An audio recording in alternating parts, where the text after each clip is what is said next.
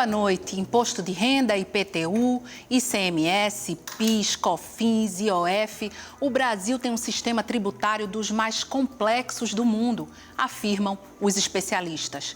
O contribuinte reclama que paga muitos impostos e tem pouco retorno em serviços. O empresariado se queixa da enorme burocracia. A reforma tributária é uma das prioridades do Congresso Nacional e do Poder Executivo para o segundo semestre. Mas você está por dentro de como isso pode afetar a sua vida? O Opinião Pernambuco de hoje discute a reforma tributária. São nossos convidados Luiz Maia, professor de Economia da Universidade Federal Rural de Pernambuco, Dausley Miranda, auditor fiscal da Receita Federal, e também Antônio Elmo, vice-presidente do Instituto Pernambucano de Estudos Tributários.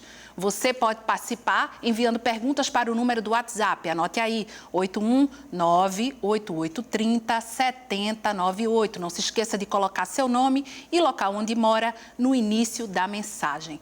Este programa também está sendo exibido pela internet no endereço fpe.br/NTVRU e também no aplicativo UFPE Play. Boa noite, bem-vindos hoje aqui ao Opinião Pernambuco para falar desse tema, né, que eu acho que é um tema complexo. Né, e que deixa muitas dúvidas. Então, vamos ver se hoje a gente consegue simplificar ao máximo para quem está em casa conseguir nos entender. Claro. E aí eu vou começar com o senhor, professor Luiz. Qual a diferença entre impostos, taxas e contribuições, se é que há uma diferença entre eles? Tá, a gente tem, de maneira genérica, o termo tributos, que vai envolver essas formas de contribuição da sociedade para sustentar o Estado, né? Os impostos, na maior parte das vezes, como o próprio nome diz, não são opcionais, são maneiras impositivas que nós temos de contribuir. As contribuições, elas têm um caráter ligeiramente diferente, que elas geralmente estão associadas a uma finalidade social, né? Por exemplo, quando a gente tem COFINS, quando a gente tinha CPMF, esses tributos são criados para fins sociais específicos. Então, é como se fossem capítulos distintos da nossa Constituição. Os impostos têm uma certa regulação, uma certa normativa. As contribuições estão diretamente vinculadas às finalidades sociais. Então, eu só posso criar uma contribuição nova se eu declarar qual que é o fim social daquela contribuição. Certo. Tem algumas outras diferenças também um pouco assim mais pragmáticas do ponto de vista do Estado. Então, os impostos, eles já têm na Constituição uma definição da sua criação. É muito difícil criar um novo imposto. E até a distribuição das receitas de impostos também já é bastante amarrada. Então, o que fica com estados, o que fica com municípios e o que fica com o governo federal. Já as contribuições, elas são, em geral, administradas pela União, pelo governo federal, para o uso em determinados fins. Sim, então tem toda essa diferença aí, não é simplesmente imposto, né? Justamente. E no caso das taxas, aí depende muito do tipo de serviço que está sendo contratado junto ao Estado. Agora, eu gostaria de saber do senhor, Dausley, por que é necessária uma reforma? Por que nesse momento está se falando de reforma? O que é que precisa mudar no sistema que está posto aí? Já se vão vários anos buscando, né, essa reforma tributária. Sim. Para o contribuinte, a gente precisa, antes de qualquer coisa, simplificar. Essa figura hoje do tributo no país, ela é difícil para a gente, que só faz isso. O trabalho de um auditor fiscal é com impostos, é com contribuições, é com taxas. E nós não entendemos tudo. Isso é separado, é segmentado, para que isso seja visto. Quanto mais para um contribuinte. Uma empresa, um contador, é muito difícil trabalhar com impostos no Brasil. Então, daí para se errar, para se falhar, é muito fácil. Sim. Então, o primeiro ponto é esse. A gente vê isso, discute lá conosco. Nós temos um sindicato, um departamento de estudos técnicos. Então, isso é muito importante. Em seguida, a desoneração. É muito difícil você conseguir ter uma justiça fiscal dentro dessa forma como é a tributação nossa. Grande parte dela é em cima disso, do consumo. Então, tanto faz. Pode ser o sócio do maior banco aqui do Brasil, que vá ali e compre uma bola de futebol para o filho dele. E um rapaz que tenha um emprego muito simples e tudo, e sua esposa e seu filho peça essa bola e ele compre a bola. Pagarão o mesmo tributo. Isso é muito grave. Então, a gente precisa fazer isso, precisa chegar a esse ponto de desonerar essa parte com relação a isso. Então, simplificando tudo isso, conseguindo fazer isso e criar novas fontes. A reforma tributária busca muito isso, de criar essas novas fontes. Há uma discussão muito grande em cima dos lucros e dividendos. Isso não existe em quase país nenhum, né? E aqui no Brasil a gente tem isso, que tem essa isenção, essa liberação, não essa cobrança. Então, esses 3 pilares são os mais importantes. Para começar, né? Agora, Antônio, o contribuinte, quando ele reclama, não, eu pago muito imposto e tenho pouco serviço. Na sua opinião, ele está correto em reclamar disso? Como regra geral, sim, mas a gente tem que observar que o Brasil é um país gigantesco e que, pela sua população, a carga tributária ela se revela necessária, porque a demanda das pessoas é por mais serviço, é por mais obras. Então, os poderes, município, Estado, União, eles têm como única meta aumentar a arrecadação para gastar, porque é uma demanda da sociedade. Nós vamos ter eleições municipais breve e todos os candidatos terão que prometer que irão fazer. Então, se perguntar a carga tributária é alta, sim, mas a demanda da sociedade também é. A gente tem uma previdência bem ampla, tem uma saúde bem ampla. Então, é algo que as pessoas também têm que começar a ter essa compreensão. Nós demandamos muito do Estado, seja a União, o Estado Federal e os municípios.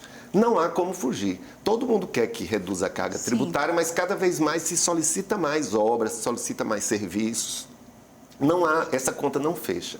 Então, essa reforma que nós iremos tratar hoje aqui, se ela já trouxer a simplificação, já terá feito um grande papel, porque reduzir a carga não está no nosso horizonte. Nós temos déficits tremendos. Então, nas próximas décadas, e daí foi feita até uma reforma da Previdência por isso, nas próximas décadas não há como esse gasto cair. Ele pode se estabilizar.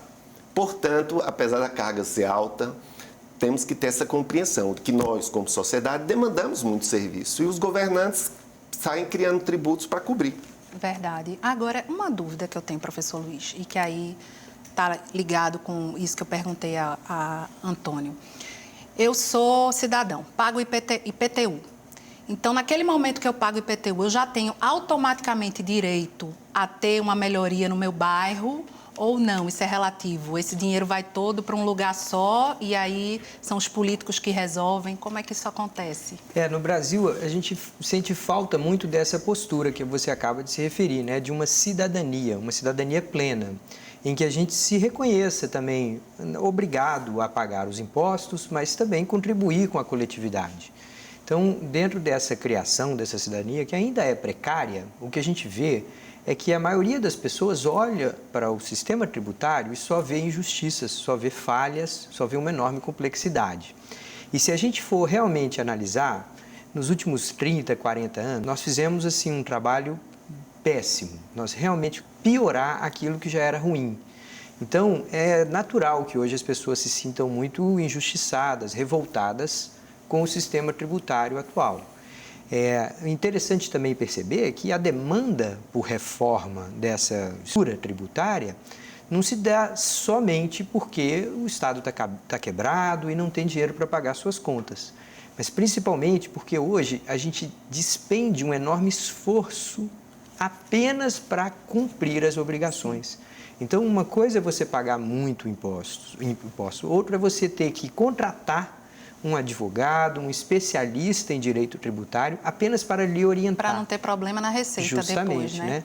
Então, a gente vê que é um país que, além de não equacionar essa solução, de arrumar uma solução para esse grande problema, vem complicando. A história da nossa estrutura tributária é uma história de piora. A cada ano que passa, a gente cria novas exceções, pequenos remendos e vai fazendo a estrutura toda ficar cada vez mais complexa. Agora, uma das principais mudanças... Aliás, antes de entrar para essa pergunta, vamos entender, porque tem várias propostas, não é, circulando no Congresso. São 4 propostas, alguém falou nesse número aqui. É verdade. Como é que isso funciona lá dentro, para quem quer entender bem como é que está hoje? Porque 4 propostas, aí vai aprovar um pedacinho de cada uma ou não, tem que ser uma inteira e depois tem as emendas. Como é que isso funciona? Pode responder. Eu posso responder? Sim. Eu até fiz o levantamento. Realmente, temos 4 principais, mas 2 que estão capitaneando. Por quê? Uma está tramitando na Câmara do Deputado e outra no Senado. Certo. E o nosso parlamento, vimos pela reforma da Previdência, adquiriu esse protagonismo. Não está dependendo nem do Poder Executivo, está aprovando o que os próprios parlamentares decidem. Então, já está quase certo que será ou a emenda da Câmara ou a do Senado. A do Poder Executivo está correndo por fora, mas, para se ter uma ideia, o Poder Executivo não tem nem maioria. Então, ele vai depender de como a Câmara e o Senado decidam. Bom, são 2 propostas que têm até uma similitude, o que indica que, provavelmente, haverá algum tipo de acordo para elas se aproximarem e não aprovar unicamente uma ou outra. Sim. Porque existe o Instituto das Emendas Parlamentares e aí você consegue trazer os pontos que estejam desagradando em uma para outra. Mas aí sim terá que ser aprovado um texto só, no caso é nível constitucional, alterando a nossa Constituição, sendo certo que ainda terão que ter leis complementares e ordinárias. Mas está se tratando... Porque só mudar a Constituição não resolverá, porque a Constituição apenas prevê. Agora, leis complementares é que vão instituir o novo tributo. Bom, mas então, sendo objetivo na sua pergunta, a tendência é que uma dessas emendas prepondere e os parlamentares que queiram apoiar a outra façam emenda e criem uma junção. Elas não são muito diferentes, não. Certo. A proposta que é de criar um tributo que substitua vários, está presente nas 2. Isso, exatamente, porque eu entrei falando disso da parte política, mas uma das propostas, que eu não sei qual dessas 2, fala o seguinte, que é a exclusão de alguns tributos, por exemplo, IPI, IOF, PIS, ICMS e ISS. E que isso viraria o IVA, não é isso? Essa é a do Senado. Essa é a do Senado, essa que eu estou colocando. Aí eu queria saber a opinião de vocês, se isso na prática vai significar que o brasileiro vai pagar menos imposto ou não, vai só trocar 6 por meia dúzia. Bom, mais uma vez, a gente está falando de um Estado que é demandado pela sociedade por muitos serviços. Então, a carga total dificilmente deve cair. Até para que essa proposta seja considerada apropriada pelos políticos, eles vão ter que ser convencidos de que eles não terão menos recursos, tendo em vista os compromissos que eles já assumiram nas suas campanhas quando foram eleitos. Mas o interessante é perceber que hoje em dia, a gente com essa possível simplificação, o que a gente vai estar efetivamente construindo é uma estrutura mais racional. Certo. Então vamos entender como que é isso. Talvez mais rápida também. Essa estrutura que foi estabelecida lá nos anos 60, no período da ditadura, ela veio sendo modificada gradualmente, cada vez para atender a um grupo específico. Alguns grupos legítimos que vêm pedir, olha, preciso de um tratamento especial, tendo em vista uma condição diferente. Mas com o passar do tempo, a gente começou a ter mais remendos do que uma mesma estrutura.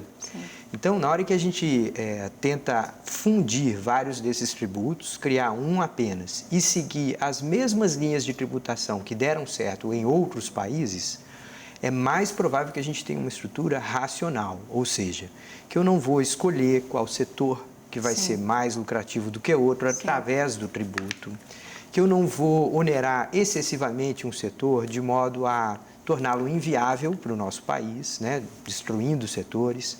Então, é preciso que a gente tenha algo que seja racional, relativamente homogêneo, de modo que haja concorrência. Se eu quero investir num setor, eu posso ter relativamente igualdade de tratamento perante o fisco. Mas isso não deixa meio contribuinte em segundo plano, não? Assim, a simplificação é importante, mas em algum momento, na opinião do senhor, a reforma está pensando também no contribuinte? A gente entende que tem que pensar mais no contribuinte. Ele deve ser o foco. O foco principal tem que ser o contribuinte. E passa pela simplificação. Conseguindo-se essa simplificação, vai dar um resultado, sem dúvida, positivo.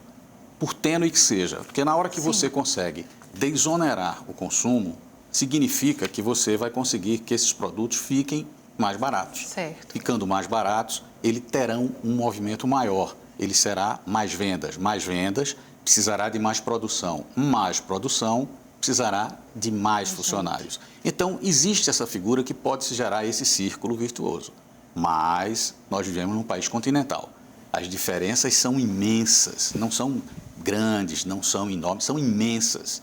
A gente pensar a situação de um brasileiro que vive lá no Amapá para um brasileiro que vive no Rio de Janeiro, eles simplesmente são brasileiros. mas as situações são muito diferentes. Tudo que chega em um local para o outro, o tratamento é muito difícil. Então, como vai se fazer isso? É muito complicado. Como vai ser essa transição? Sim. Como é que a gente vai conseguir Ainda juntar tem um período, isso? né, depois de tudo. Porque significa recursos. O posto de saúde precisa continuar funcionando. A segurança precisa continuar funcionando. Então, isso precisa de recursos. Como fazer isso vai ser um trabalho muito grande para que se consiga. Como você falou antes, se vai ter que aprovar uma PEC ou outra. Não. Precisa se sentar, precisa se dali chegar a um consenso que leve em conta tudo isso. E é muito complicado, sem sombra de dúvida. Vamos para o intervalo?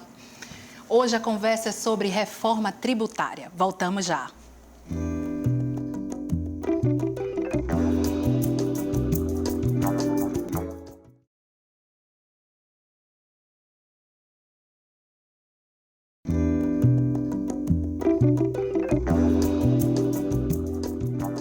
O tema da Opinião Pernambuco de hoje é a reforma tributária. Para participar desta conversa, convidamos Luiz Maia, professor de Economia da Universidade Federal Rural de Pernambuco, Dausley Miranda, auditor fiscal da Receita Federal, e Antônio Elmo, vice-presidente do Instituto Pernambucano de Estudos Tributários.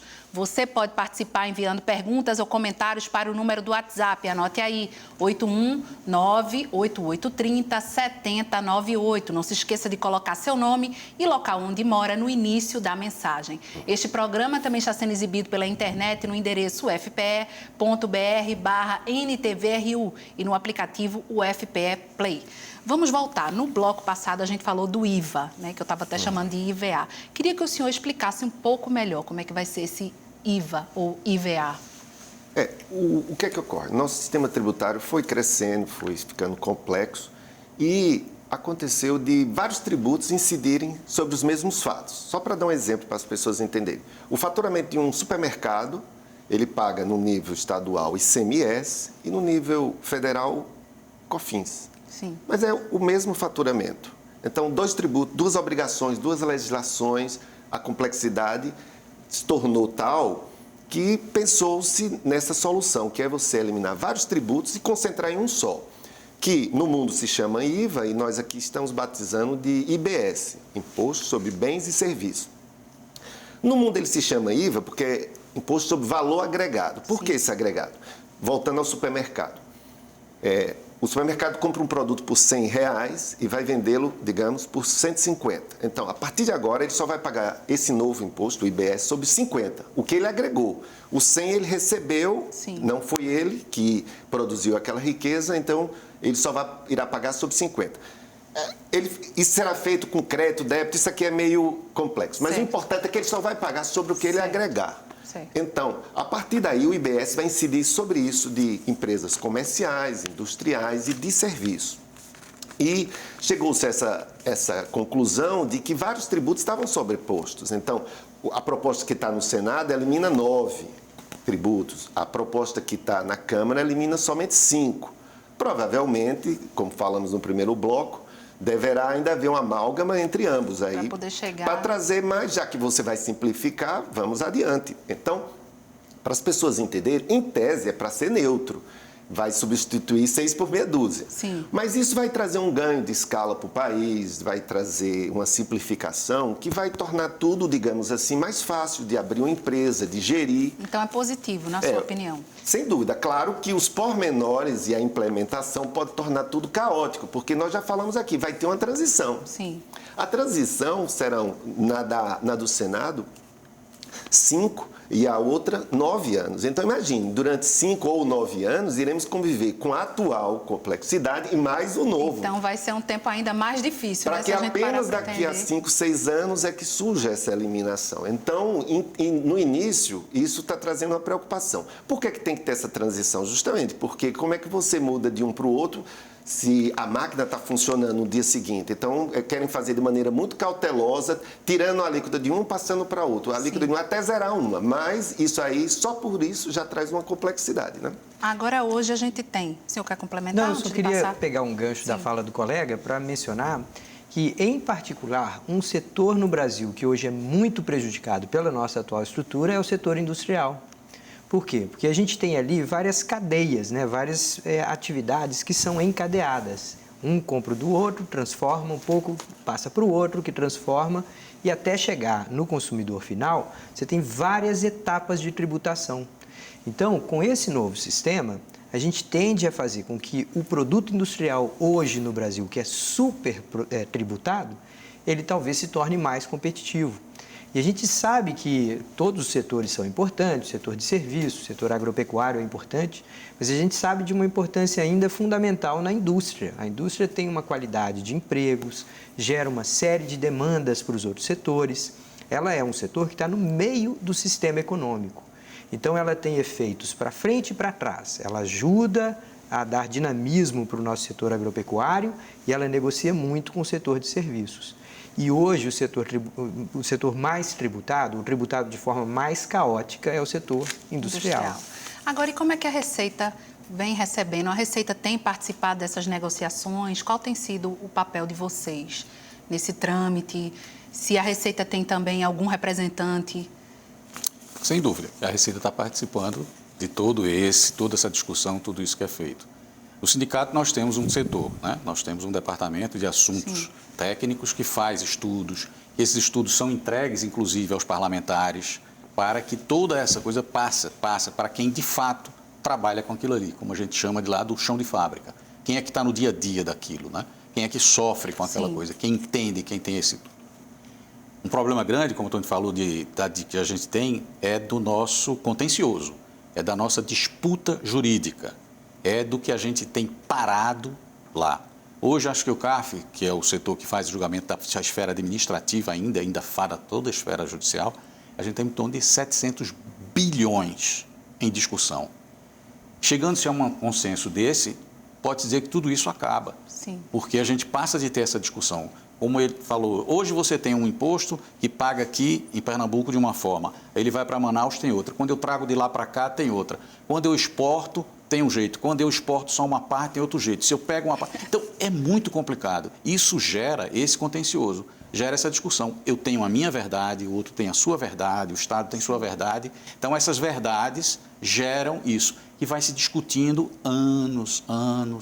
Então, haveria também, diminuiria também essa burocracia, sem sombra de dúvida, assim, sem sombra de dúvida. Diminuiria o risco da atividade econômica, né? Porque hoje em dia, o empresário que comete um erro, ele está sujeito a ser autuado, a pagar multa, eventualmente até ser processado por algum tipo de crime. Então, isso faz com que você ser um empresário no Brasil seja uma operação de ainda maior risco. Não apenas você está sofrendo com a concorrência, tentando agradar os clientes, mas você ainda está tentando, né, encontrar o seu caminho no meio desse emaranhado de leis. Então, isso, na atividade econômica, risco é como se fosse um custo. Sim. Você precisa pagar alguém especialista para te livrar desse risco. Se gasta muito também, né, nessa parte. Então, né? O que acontece é que hoje o nosso produto, em geral, ele é tributado e é onerado. Então, ele é caro de duas formas. Ele é caro porque os tributos são elevados e ele é caro porque você precisa pagar para realmente cumprir a lei. Vamos falar um pouquinho mais das empresas, então. Hoje eu tenho um dado aqui que a burocracia anualmente consome 150 bilhões de reais por ano, o equivalente a 1,5% do faturamento das empresas. É um número razoável ou absurdo, na sua opinião, Antônio? Para cumprir todas as exigências é indispensável. Então, o que tem que mexer é nas exigências. Sim. Porque se você não tiver esse aparato, realmente não consegue cumprir. Para se compreender a legislação, acompanhar, porque é uma das áreas do Estado que diariamente você tem novidades. Então, sem essa estrutura, ninguém consegue, principalmente uma empresa de certo porte. Sim. Agora, evidentemente, que vem numa simplificação, ela atinge justamente, já imaginou, 9 tributos, 9 declarações, se fundem em uma só. E aí o Estado é que distribua, mas quem paga, paga somente um. Apesar que eu tenho que dizer que se a indústria pode ser beneficiada, outros setores serão prejudicados. Por exemplo, serviços. Sim. Uma das alíquotas que se cogita, como tese, a da Câmara, 25%. Ora, uma clínica, um escritório de advocacia terá um aumento. É possível que uma empresa industrial que pague um IPI mais elevado do que isso, tenha uma redução. Então, haverá uma distribuição produtiva no país. Também tem isso, então. Em cada setor da economia pode ser que a reforma... Sim, porque vai unificar, Sim, é uma alíquota única. Claro Sim. que todo mundo já está percebendo que isso é um absurdo, porque você não pode unificar atividades completamente diferentes. Por exemplo, já se fala logo em cesta básica, que você não vai dar a mesma tributação para um automóvel de luxo, uma cesta básica. Então, já dá a previsão de que haverá exceções. O da Câmara, por exemplo, ele era muito mais taxativo, sem exceções, mas já se começa a perceber outras exceções. Conversávamos antes essa questão dos estados que perderão o direito de dar benefícios fiscais. Porque a alíquota é 25, o estado não poderá dizer, mas tal empresa, se vier para o meu estado, pagará 10 ou pagará 0, não poderá mais. Então, evidentemente que as unidades da federação perderiam poder de atração e geraria um impacto grande em questões de emprego, uma questão social grave. Então, isso com certeza é um dos tópicos que está sendo mais observado pelos estados. E também são 27 leis, não é isso, Dausley? Né? Na esfera estadual... Por que isso acontece? Porque cada estado e o Distrito Federal tem a sua forma de trabalhar com seu tributo. E ainda tem mais, Sim. tem os municípios. Sim. Então, se a gente multiplica isso, nós temos mais de 5 mil municípios. Se a gente quiser cortar pela metade, que boa parte deles utilizem de outros, assim não é fácil de imaginar. Se você pegar as legislações tributárias, somar as do Brasil, você tem tributos sendo criados por hora, de tanto tributo que a gente tem. Então, isso precisa realmente chegar a uma parte... Né? A gente chega até a ficar pensando como é que um contador trabalha. Né? Pois é, o que eu estava me como é que esse perguntando, profissional consegue desempenhar aquela atividade, inclusive com a responsabilidade profissional que ele tem com relação a isso. Porque não é simples trabalhar com isso. Então, essa busca da simplificação, ela é muito importante, mas vai gerar isso, vai gerar esse tipo de situação dentro desse nosso continente. Como é que vai se adequar a isso para ter situações? Alguns estados que conseguiram alguns investimentos não vão ter mais como fazer isso. Como é que isso vai ser adequado? Para Pernambuco, vocês já vislumbram um cenário para o nosso estado? Já estão começando a pensar nisso? Não, já existe, claro, algumas estimativas de como que cada estado seria impactado. Sim. Mas isso também nos remete ao fato de por que essa reforma é tão controversa, né? Nós temos tantas visões distintas. Por quê? Porque os impactos vão ser heterogêneos. Então, certos estados podem perder arrecadação, outros poderiam ganhar, principalmente na hora que a gente muda se o imposto vai ser cobrado no estado de origem, né? Se um produto é produzido aqui em Pernambuco e é vendido na Paraíba. Hoje o ICMS é assim, não é? Hoje a gente tem a cobrança do tributo, o principal tributo estadual, o ICMS, ele é cobrado na origem. Então existe aí a perspectiva de que ele passe a ser cobrado no destino. Isso tudo cria uma enorme insegurança entre os gestores de o que vai acontecer imediatamente, né? Com a sua receita, com a sua capacidade financeira. Mas nós estamos todos preocupados com o curto prazo, quando a gente deveria estar um pouco mais otimistas com o médio prazo, né? Porque se por um lado a gente tem temores de que esses ajustes sejam complexos e difíceis de serem feitos, por outro lado, a atual estrutura não é mais sustentável, né? O Brasil só consegue conviver com esse nível tão complexo de impostos porque ele é extremamente fechado.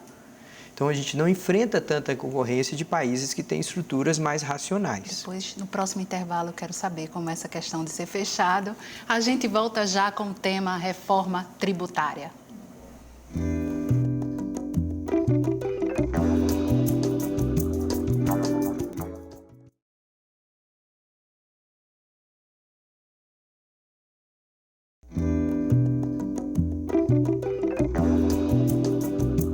Estamos de volta com nossa conversa sobre a reforma tributária, que entra agora no seu terceiro e último bloco. São nossos convidados Luiz Maia, professor de Economia da Universidade Federal Rural de Pernambuco, Dausley Miranda, auditor fiscal da Receita Federal, e Antônio Elmo, vice-presidente do Instituto Pernambucano de Estudos Tributários. Você pode participar enviando perguntas ou comentários para o número do WhatsApp. Anote aí, 819-8830-7098. Não se esqueça de colocar seu nome e local onde mora no início da mensagem. Eu interrompi o senhor, professor, que o senhor falava que o Brasil era um país fechado, por isso que conseguia dar conta de tantos tributos. Justamente. Esse modelo hoje é um repelente para os investidores estrangeiros? É sim, mas perceba que a gente, quando fala que o Brasil é fechado, é claro que a gente tem investidores estrangeiros aqui, que já vieram há décadas, mas o que nós estamos falando é que é um país que vende menos do que poderia vender lá fora. Nós temos riquezas maravilhosas que poderiam estar sendo desfrutadas em outros lugares, e a gente também protege, evita a entrada de concorrentes que poderiam fazer a vida da população brasileira um pouco melhor, tá? Então, essas grandes barreiras, tarifárias ou não, acabam fazendo com que seja possível o nosso sistema econômico sobreviver com uma estrutura tributária irracional.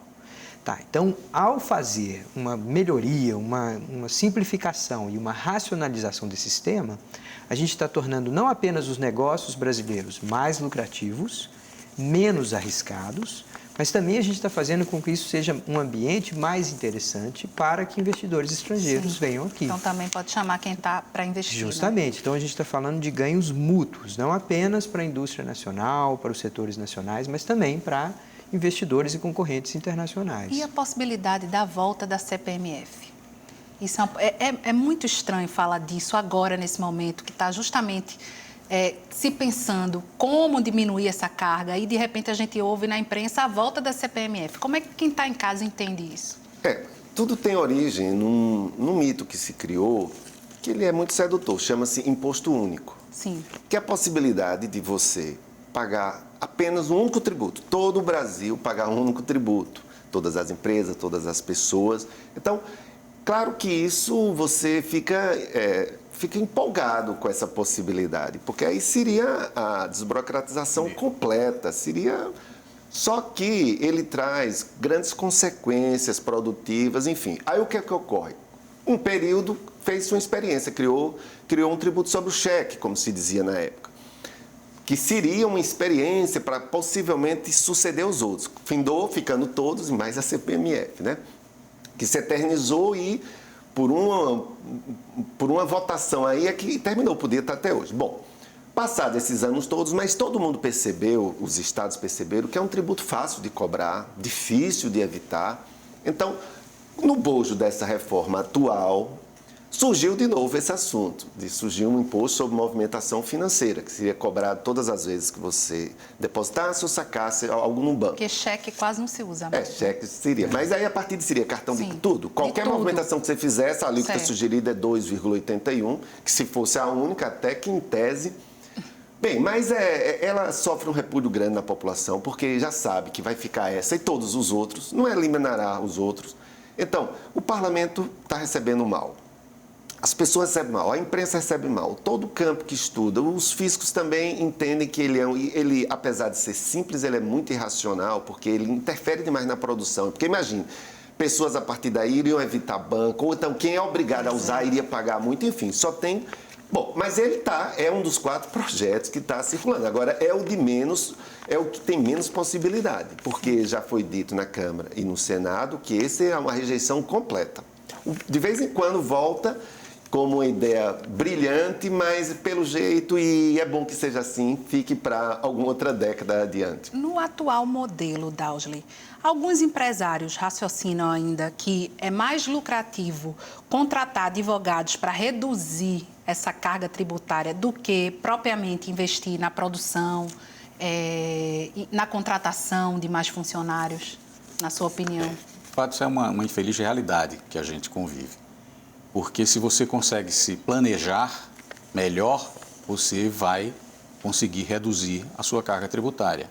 Então, isso dificulta a decisão do próprio empresário.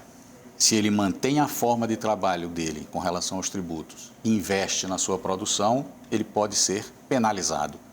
Se ele faz o contrário, ele consegue adequar isso, mas a produção dele não aumenta.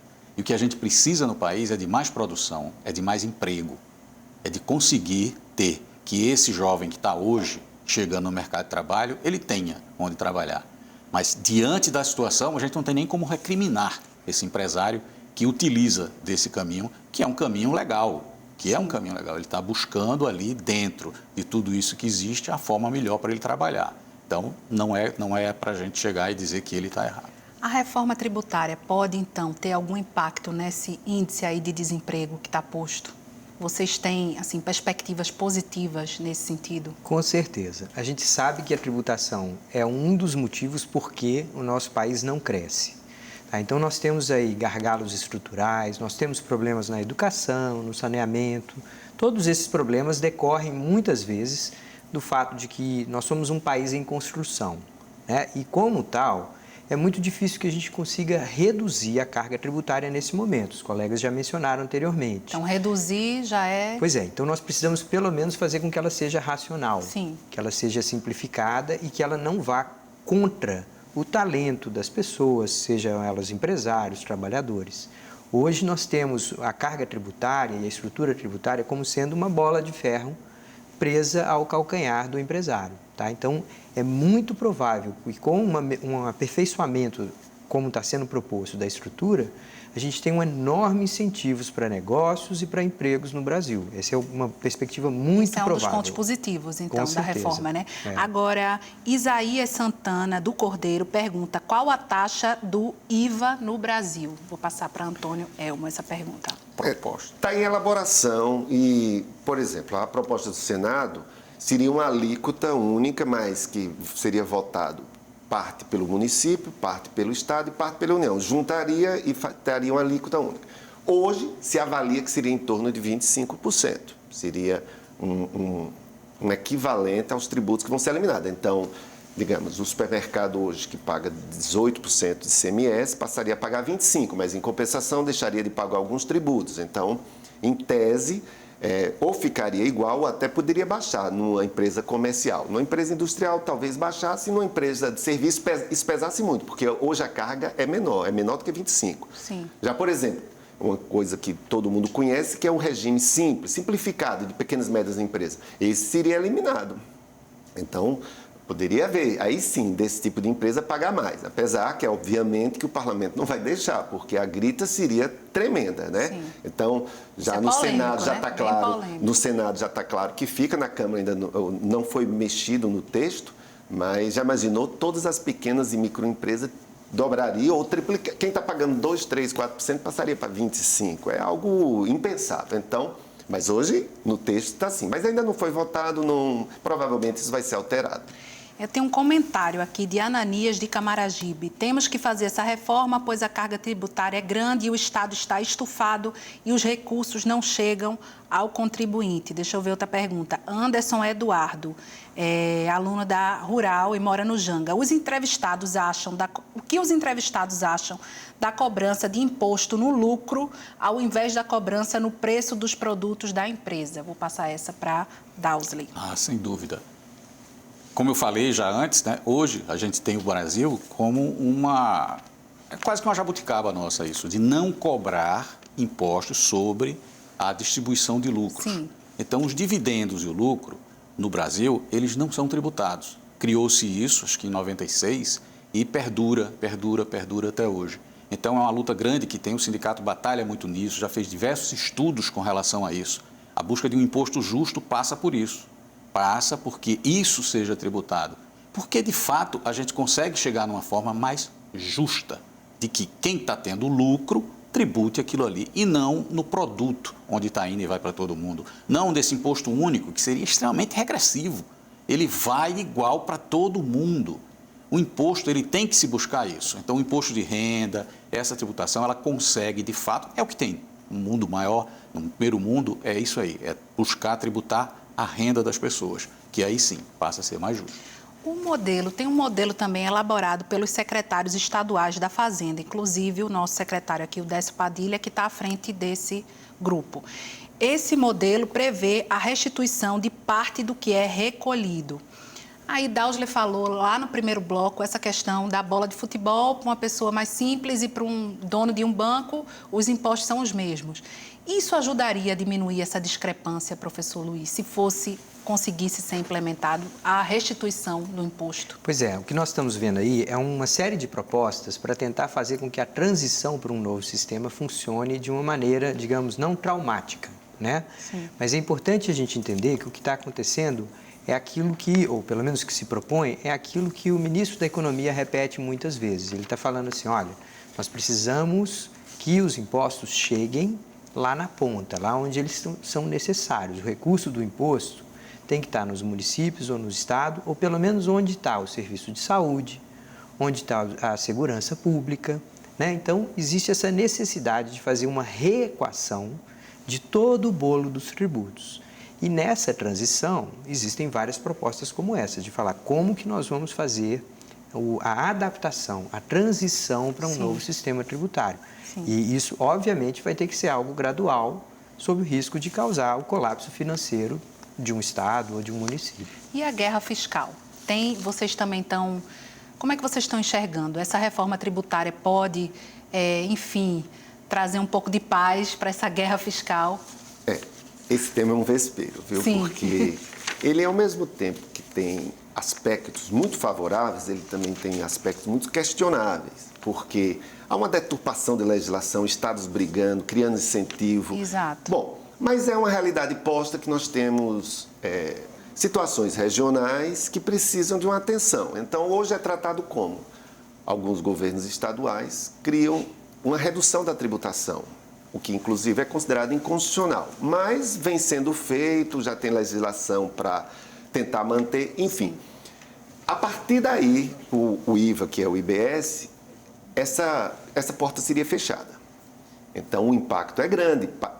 Locais aqui como o Nordeste, como Pernambuco, perderiam a capacidade de manipular sua alíquota para atrair investimento. Por aí já se vê que o impacto vai gerar uma discussão e uma grita dos governos locais, dos parlamentares locais, que até agora está sendo tratado como em discussão. Mas, obviamente, alguma alteração vai haver, porque senão, imagine, não saindo aqui do nosso foco, da nossa região. Sim. O mais famoso de todos os incentivos é na Zona Franca, em Manaus, no Amazonas. Todas as empresas lá só vão para lá por conta desse incentivo. Se ele acabar, o Estado sofreria um esvaziamento, quer dizer, você tem uma federação que teria um Estado, imagina, agora está circulando no mundo a questão ambiental, Amazonas, e você estará esvaziando a economia desse local. Sim. Enfim, a guerra fiscal é tratada como ela encerra com esse IBS, mas iria surgir uma guerra social. Então, provavelmente deve haver um meio termo aí para ainda manter a capacidade dos estados de atrair investimento e, portanto, emprego e desenvolvimento. Sim. Agora, boa noite, Cícero Eduardo. O problema não está nos tributos, e sim no repasse para a sociedade. Concorda, Dausley, com essa afirmação aqui do nosso telespectador? Essa cobrança é muito natural. Ela deve ser feita e deve ser feita de uma forma mais contundente. Sim. Não é? O brasileiro, ele não tem muito essa coisa de cobrar do seu representante. Ele é lembrado a cada 2 anos de ir lá, de votar, mas ele não pode esquecer que esse voto é quem está definindo isso. Então, ele precisa lembrar quem ele votou, ir lá cobrar, porque eles estão muito à vontade. Então, alguns políticos vêm próximo para escutar, mas boa parte não. Então, esse destino desse tributo é dele. A gente poder ter, de fato, que grande sonho, poder ter um orçamento participativo nacional, estadual, algumas experiências feitas em alguns municípios, não é? Mas ficam muito restritos. Isso teria que ser muito maior e vai caber da gente, enquanto cidadão, de ir buscar isso. Se a gente ficar só achando que a coisa não existe, ela vai continuar desse jeito. Fica muito fácil para quem pode destinar o dinheiro. E como é que o cidadão pode se informar mais sobre essa reforma? Porque não é um tema fácil, né? Então, algo que ele pudesse ter acesso e entender, pelo menos essas questões, aprofundar um pouquinho mais essas questões que a gente está colocando aqui hoje, professor. Pois é, hoje, por incrível que pareça, a gente sabe que já existe um volume de informações muito mais acessível, tá? As pessoas hoje têm portal da transparência, têm direito à informação. Então, sim, se a gente está preocupado com a maneira como o recurso está sendo gasto numa determinada agência do setor público, seja estadual, municipal, federal, a gente tem como acessar como cidadão e pedir maiores esclarecimentos, sem falar que muitas vezes pela própria internet, pelos próprios sítios dessas agências, a gente consegue ter mais informação. É preciso que a gente tenha esse engajamento, porque a informação hoje em dia já está lá. Hoje em dia, a gente vive numa época em que a informação é trocada muito rapidamente e pouco verificada. Sim. Né? Muitas vezes a gente recebe pelo WhatsApp ou nas redes sociais informações que não são verdadeiras. É preciso que a gente tenha uma disciplina de também se instruir, e isso depende de cada um de nós, de ir atrás dessas informações. Agora a gente está no finalzinho do programa. Eu queria dos senhores uma falinha bem breve para a gente concluir esse tema. Antônio. Nós vamos passar por um ano que provavelmente vai gerar uma situação melhor. A transição não será fácil, quer dizer, durante a transição irá piorar para melhorar. Mas, sem dúvida nenhuma, é um avanço você organizar dessa forma, eliminar vários tributos sobrepostos e criar um único. É um avanço. Se irá pesar mais ou menos, aí cabe à sociedade ir controlando. A legislação em si, ela é benéfica. Dausler, para a gente encerrar o programa. O que a gente precisa é isso, né? Está inserido no mundo. Estar inserido no mundo hoje, enquanto país, é conseguir fazer uma tributação justa, uma tributação simples e uma tributação que realmente coloque o país para frente. Muito obrigada. Desculpa, professor Luiz, desculpa. Não, eu acho que eu concordo com os colegas, é só a gente lembrar sempre da equidade. A palavra é equidade, não é igualdade. A gente tratar os diferentes de forma diferente e tentar fazer com que essa mudança seja oportunidade de justiça social. Muito obrigada hoje pela participação dos senhores aqui. Acho que foi um programa bem explicativo. Muito obrigada a você pela sua audiência e até o nosso próximo encontro.